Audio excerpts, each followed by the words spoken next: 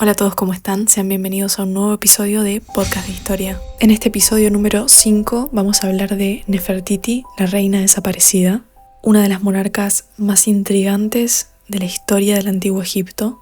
Y creo que el de hoy va a ser un capítulo muy divertido y muy interesante, así que prepárense su té, su café. Y ahora sí, de una vez por todas, empecemos con este capítulo. Esta historia inicia en 1912. Cuando un arqueólogo alemán estaba excavando las ruinas de una ciudad olvidada en el desierto de Egipto. En ese momento encontró algo que lo dejó sin palabras. En el taller abandonado de un escultor, entre escombros y polvo acumulado durante 3300 años, apareció un busto de piedra caliza pintada. El rostro era tan preciso, tan vivo, que el arqueólogo escribió en su diario simplemente que describirlo era inútil, había que verlo.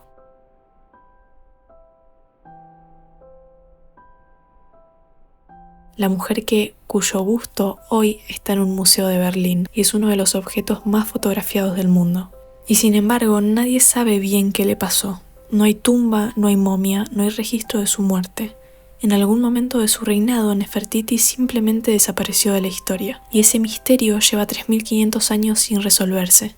Pero para entender su desaparición hay que entender primero quién era, y eso es una historia que va mucho más allá de lo que se encontró. Ubiquémonos primero un poco en tiempo y espacio. El antiguo Egipto del siglo XVI a.C. era una civilización en su punto más alto, una potencia que controlaba el comercio del Mediterráneo oriental, que construía monumentos que desafiaban la escala humana y que organizaba su vida entera alrededor de un panteón de dioses que llevaba miles de años en pie. Amón era el rey de los dioses.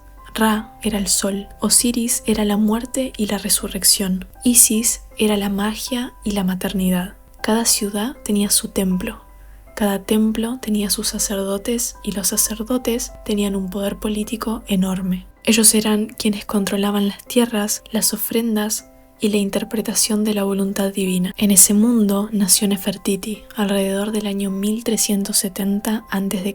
No sabemos con certeza de dónde venía. Algunos creen que era egipcia de familia noble, otros que era una princesa extranjera traída como esposa diplomática. Lo que sí sabemos es que cuando llegó a la corte no pasó desapercibida. Su nombre lo decía todo. Nefertiti significa la belleza ha llegado. Pero honestamente reducirla a su belleza sería el mismo error que la historia cometió con Cleopatra. Su marido, Akenatón, fue uno de los faraones más extraordinarios y perturbadores de toda la historia egipcia. Tomó una decisión que nadie antes había tomado y que nadie después repetiría. Abolió el panteón de dioses que Egipto veneraba desde hace milenios y declaró que solo existía un dios, Atón, el dios solar. Esto no fue una reforma gradual, fue una ruptura total. Cerró los templos de Amón, confiscó las tierras de los sacerdotes, que representaban una de las mayores acumulaciones de riqueza de todo Egipto, borró el nombre de Amón de los monumentos, en algunos casos literalmente mandando a picar las inscripciones en la piedra una por una, y construyó una ciudad completamente nueva en el desierto. Esta ciudad se llamaba Amarna, una ciudad que no existía antes y que fue levantada en tiempo récord, con miles de trabajadores para ser una nueva capital de un Egipto radicalmente distinto. Akenatón y Nefertiti se colocaron a sí mismos como los únicos intermediarios entre el pueblo y el dios. Ya no había sacerdotes que mediaran, ya no había panteón al que rezar, solo el faraón y su esposa, la pareja primordial, la imagen viviente de lo divino en la tierra. En las casas de Amarana había estructuras de los dos, no de los dioses, sino de ellos. El poder sacerdotal que había existido durante siglos fue destruido de golpe, y los sacerdotes de Amón, los más poderosos de todos, no lo olvidaron. En ese nuevo mundo que Akenatón construyó, Nefertiti no era una figura decorativa. Era el centro. Aparece en los monumentos de Amarana de una manera que ninguna reina egipcia había aparecido antes, no solo junto a su marido. Aparece sola, activa, gobernando. Hay relieves donde conduce su propio carro. Era la única reina de toda la historia egipcia a la que se la ve haciendo eso. Hay escenas donde somete a enemigos, donde realiza rituales religiosos sin la presencia de Akenatón. Imágenes que en la tradición egipcia estaban reservadas exclusivamente para el faraón. el símbolo oval que en el arte egipcio marcaba el nombre de los soberanos, y algunos relieves la muestran con una corona azul específica, la corona de Kepresh, que no aparece en ninguna otra reina egipcia antes o después de ella. Tuvieron 6 hijas juntos, 3 antes del periodo de Amarna y 3 durante, y el arte de esa época mostraba algo completamente nuevo en Egipto, a la familia real en escenas de la vida cotidiana, jugando con las niñas, abrazándose, siendo humanos. Era una revolución estética tan radical como la religiosa. La ciudad de Amarna era un lugar extraordinario. En la calzada real, la avenida principal, se veían indumentarias de todo el Mediterráneo y se escuchaban idiomas distintos. Era una ciudad cosmopolita construida de cero, llena de personas que habían dejado todo atrás para seguir al faraón a su nuevo mundo. Pero no todo era armonía. Fuera de Amarna, Egipto se deterioraba, las fronteras se debilitaban, las cartas de Amarna, la correspondencia diplomática de la época que los arqueólogos encontraron siglos después, muestran a gobernadores y aliados escribiendo desesperados pidiendo ayuda militar que nunca llegaba.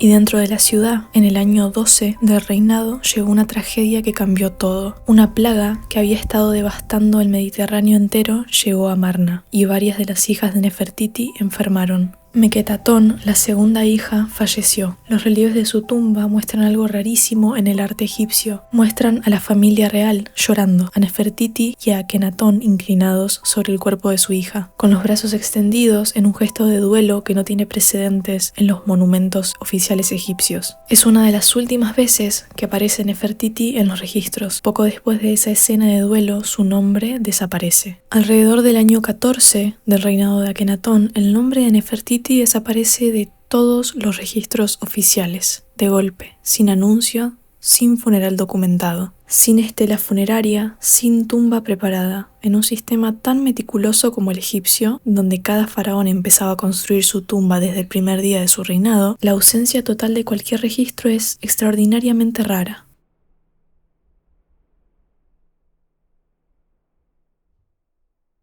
Posiblemente, pero no explicaría la ausencia de cualquier registro funerario. La segunda opción es que fue apartada del poder por una conspiración interna. Quizás tenía que ver con los sacerdotes de Amón que llevaban años esperando su oportunidad. Por último, la tercera teoría es la que tiene más evidencia detrás. Poco después de que Nefertiti desapareciera de los registros, aparece en los documentos oficiales un faraón llamado Neferneferuatón.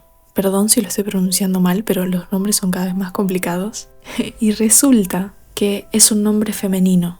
Lleva el título de rey del Alto y Bajo Egipto. Es el título más alto que existía, reservado exclusivamente para los faraones con pleno poder. Y en algunos cartuchos aparece con una frase que se traduce aproximadamente como efectiva para su marido, lo que sugiere claramente una figura femenina gobernando junto a un rey o en su lugar.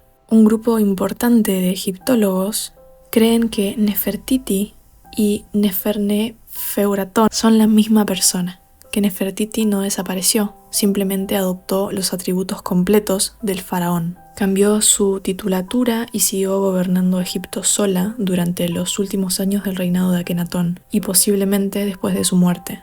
Si eso es cierto, Nefertiti gobernó Egipto como faraón, no como reina consorte y no como regente, como faraón con pleno poder real, y la historia no lo supo durante 3500 años. Lo que hace esta teoría específicamente poderosa es que explicaría el borrado que vino después. Si Nefertiti gobernó como faraón y fue parte de la era de Amarna, la herejía religiosa que los faraones posteriores querían eliminar de la memoria histórica, borrar su nombre como faraón era exactamente lo que harían. Después de esta misteriosa figura, que no se sabe si fue Nefertiti o no, llegó al trono un niño de 9 años que hoy es el faraón más famoso de la historia, Tutankamón. Lo primero que hizo Tutankamón, o más precisamente los consejeros que lo manejaban, fue deshacer todo lo que Akenatón y Nefertiti habían construido. Reabrió los templos de Amón, devolvió las tierras a los sacerdotes, trasladó la capital de vuelta a Tebas, cambió su propio nombre y empezó a borrar la ciudad de Amarna, que fue abandonada. Las piedras de esa ciudad fueron usadas para construir otros edificios. Pero esa es otra historia, que si quieren puedo hacerles un video específico sobre Tutankamón, ustedes me dicen en los comentarios, pero está bastante conectada con esta historia y hay mucho misterio detrás de todo esto. Pero volviendo a Nefertiti, durante más de un siglo los arqueólogos han buscado la tumba sin encontrarla, y en 2015 un egiptólogo propuso algo que sacudió al mundo académico. Dijo que la tumba de Nefertiti podría estar oculta detrás de una pared de la propia tumba de Tutankamón. También dijo que hay una cámara sellada que nadie ha abierto todavía. Los análisis del radar del Valle de los Reyes mostraron anomalías en las paredes que podrían ser puertas selladas que llevan a cámaras adicionales. Esta teoría generó un debate enorme. Las pruebas posteriores no fueron concluyentes. Algunos análisis apoyaban la existencia de cámaras ocultas, otros no encontraron evidencia suficiente, y el debate sigue hasta el día de hoy. Su momia podría estar a metros de la tumba más famosa del mundo, o podría estar en algún lugar completamente distinto del Valle de los Reyes, o simplemente podría haberse perdido. Lo único que se sabe hasta el momento es que en 1912, la persona a la que nombramos al principio del video encontró el busto de Nefertiti en una especie de escultura. Nadie sabe por qué estaba ahí. Tal vez el escultor lo escondió cuando empezó el borrador de la era de Amarna, sabiendo que si lo encontraban lo destruirían. O quizás simplemente quedó olvidado cuando la ciudad fue abandonada de urgencia. Lo que sí sabemos es que ese busto es la razón por la que hoy sabemos que Nefertiti existió. Y con esto llegamos al final de este episodio. Honestamente, creo que me atrevería a decir que es uno de mis episodios favoritos, aunque quizás los que salgan en el futuro sean mejores. Este me gustó demasiado. Me gustó que tiene un factor misterio, cosas sin resolver. Es muy interesante la historia del antiguo Egipto y la verdad que me quedé enganchada. Mientras leía, mientras investigaba para este capítulo, me quedé con dudas. Probablemente termine viendo alguna película sobre Tutankamón o Nefertiti, porque me quedé con ganas de más. Espero que hayan disfrutado muchísimo este capítulo, tanto como yo disfruté de hacerlo. Me tomo un momentito para recordarles que si les gustan este tipo de historias, tengo un ebook, pueden conseguirlo en el link que está fijado en cualquiera de mis redes sociales. Está muy bueno el ebook, así que si tienen la oportunidad, se los recomiendo. Con esto me despido y nos vemos el próximo sábado a las 7, como siempre. Les mando un saludo enorme.